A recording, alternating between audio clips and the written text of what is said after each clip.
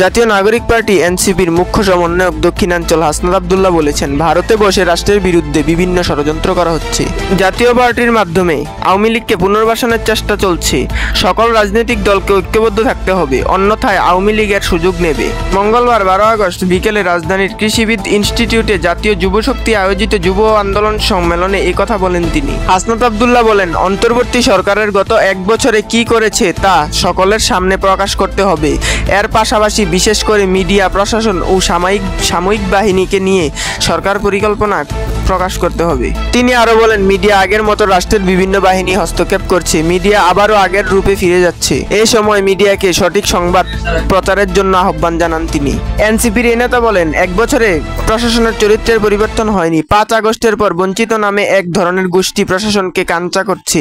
5 August না হলে এই প্রশাসনকে লোকেরাই শেখ হাসিনার পক্ষে কলাম লিখত।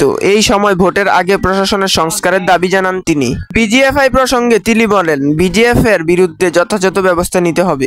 বিদেশি গোয়েন্দা সংস্থাগুলো অভ্যন্তরীণ রাজনীতি নিয়ে মাথা ঘামায় না, কিন্তু বিজিএফআই রাজনৈতিক দলগুলোকে মুখোমুখি দাঁড় করতে ব্যস্ত থাকে। তাদের কাছে বিদেশে বাংলাদেশ নিয়ে কিছু ষড়যন্ত্র হচ্ছে তার তথ্য নেই।